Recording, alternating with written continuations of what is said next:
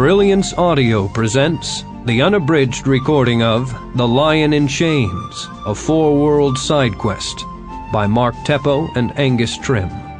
Performed by Luke Daniels. Prologue.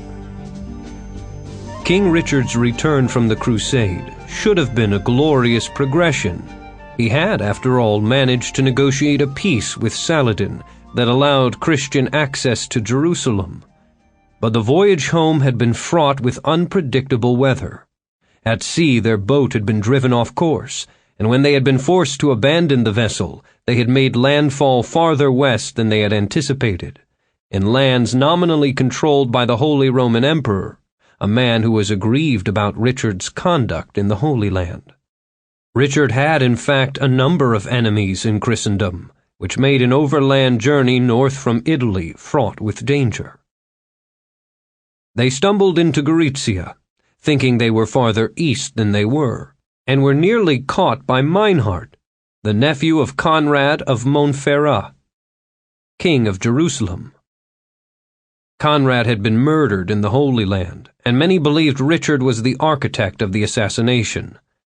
Meinhard, as did others in Christendom, wanted Richard to answer to this charge, and he would have captured Richard had it not been for the dogged loyalty of a handful of shield brethren, men of the Ordo Militum Vindici Syntacti, who had insisted on accompanying Richard back to England.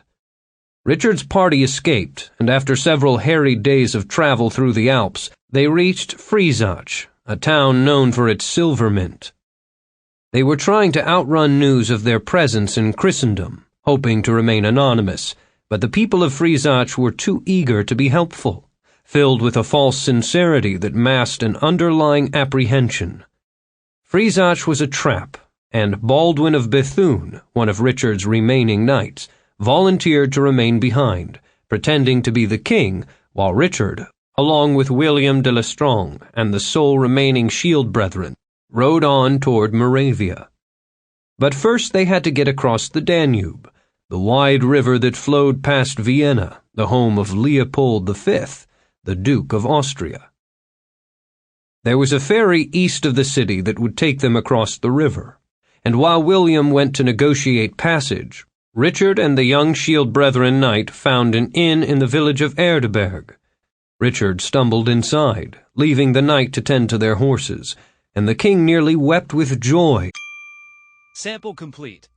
Ready to continue?